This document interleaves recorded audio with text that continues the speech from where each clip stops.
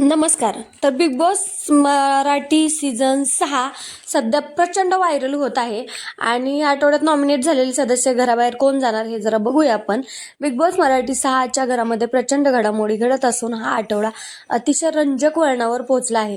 17 फेब्रुवारीच्या एपिसोडमध्ये घरातील वातावरणात अनेक अनपेक्षित बदल झालेले पाहायला मिळाले.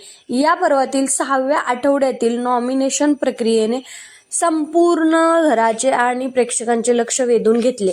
या विशेष टास्कच्या अखेरीस बिग बॉसने सर्वांना एक मोठा धक्का दिला असून त्यामुळे घरातील तब्बल 9 स्पर्धक घराबाहेर जाण्याच्या प्रक्रियेसाठी एकाच वेळी नॉमिनेट झाले आहेत.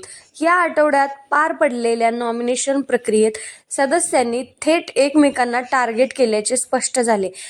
या प्रक्रिया सुरुवात करताना रोशन, राकेश आणि प्रभू या 2 सदस्यांचे नाव घेतले.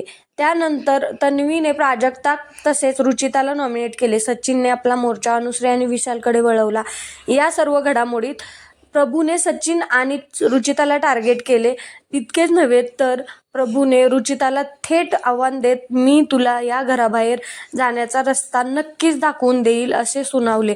यावर गप्प न बसता रुचितानेही प्रभू आणि दीपालीला नॉमिनेट करून चोख प्रत्युत्तर दिले. प्रभू नॉमिनेट करताना रुचिताने त्यावर गंभीर आरोप लावला. ती म्हणाली की प्रभू मागील सीझनमधील एका सदस्याची सूरज चव्हाण हुबेहूब कॉपी करण्याचा आणि तसे वागण्याचा प्रयत्न करत आहे, परंतु सूरजचे मन अत्यंत निर्मळ होते तसा प्रभू अजिबात नाही, असा थेट वार तिने केला. शेवटी राखीने रोशन आणि सागरला नॉमिनेशन प्रक्रियेत खेचले. या टास्कच्या अखेरीस बिग बॉसने आपला मोठा डाव खेळला. ज्या सदस्यांची नावे एकमेकांकडून घेतली गेली त्या सर्वच स्पर्धकांना थेट नॉमिनेट करत असल्याचा कठोर निर्णय बिग बॉसने जाहीर केला. परिणामी 6व्या आठवड्यात सचिन, प्रभू, प्राजक्ता, दीपाली, रुचिता, राकेश, अनुश्री, रोशन आणि सागर हे 9 सदस्य नॉमिनेशनच्या टांगत्या तलवारीखाली आले आहेत. या नॉमिनेशननंतर घरातील गटांचे राजकारण पुन्हा एकदा उफाळून आले आणि वादविवादांना सुरुवात झाली. अनुश्री आणि रुचिता स्वतःच्या मनाने वागत असल्याबद्दल विशालने तीव्र नाराजी व्यक्त केली. विशेषतः तन्वीला नॉमिनेट न करण्याच्या रुचिताच्या निर्णयावरून विशालचा राग अनावर झाला. स्वतःच्या टोळीतील तब्बल 3 सदस्य नॉमिनेट झाल्यामुळे विशाल कमालीचा वैतागला होता. या वादादरम्यान रुचिताने स्पष्ट केले की ती आता यापुढे घरात एकटीच आपला खेळ खेळणार आहे. यावर विशालने तिला ताडकन उत्तर दिले की या टोळीची सर्वाधिक गरज तुमच्यासारख्या तिघांनाच आहे. याच मुद्द्यावरून विशाल आणि रुचितामध्ये जोरदार शाब्दिक चकमक उडाली. शेवटी विशालने संतापाच्या भरात जाहीर केले की उद्यापासून मी फक्त माझाच खेळ खेळणार आहे. तुम्हाला तुमचा खेळ कसा खेळायचा ते तुम्ही ठरवा.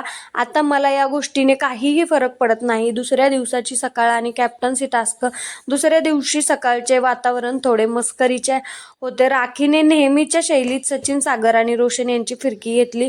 दुसरीकडे विशाल आणि सचिन हे प्रभूच्या खेळाविषयी गंभीर चर्चा करताना दिसले. राकेश मात्र या नॉमिनेशन प्रक्रियेमुळे खूपच निराश झाला होता. याच दरम्यान विशाल आणि प्रभू यांच्यातही शाब्दिक चकमक झाली. राखीने आपला खेळ दाखवत तन्वीला सल्ला दिला की तिने विशालला आपल्या बाजूने करून घ्यावे आणि रुचिताला घराबाहेर काढण्याचा प्रयत्न करावा. काही वेळानंतर सागर आणि सचिनने राखीसोबत केलेली मस्करी आणि घरातील सदस्यांचे धम्माल यामुळे तणावग्रस्त वातावरणात थोडे मनोरंजन पाहायला मिळाले. यानंतर बिग बॉसने महत्त्वाच्या कॅप्टन्सी टास्कची घोषणा केली. या टास्कमध्ये तंटावतीची वेणी बांधण्याचे आव्हान सदस्यांना देण्यात आले होते. संपूर्ण घराचे टीम ए आणि टीम बी अशा 2 गटात विभाजन करण्यात आले. टीम ए मध्ये अनुश्री, विशाल, रुचिता, रोशन, प्रभू आणि प्राजक्ता यांचा समावेश होता. तर टीम बी मध्ये तन्वी, राकेश, दीपाली, सचिन, राखी आणि सागर हे सदस्य होते. प्राजक्ता आणि राखी यांच्या वर टास्कचे संचालन म्हणून जबाबदारी सोपवण्यात आली.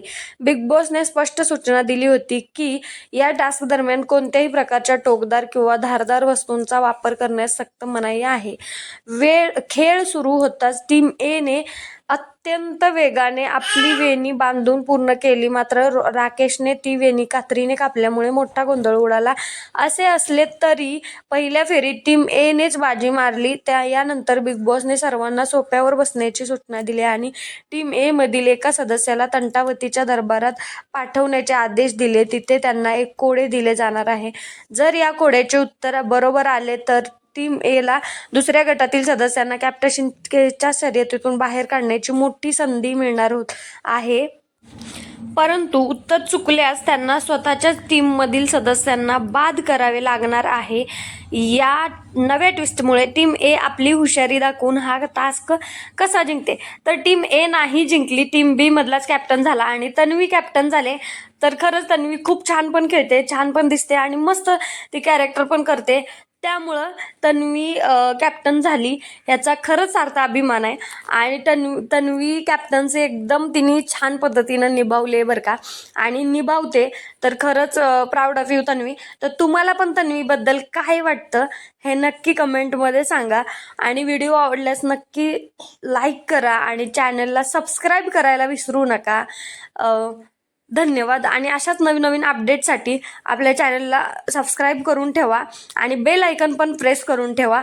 बेल आयकॉन प्रेस करून ठेवलं की आपला व्हिडिओ पडला की तुम्हाला लगेच नोटिफिकेशन येतं.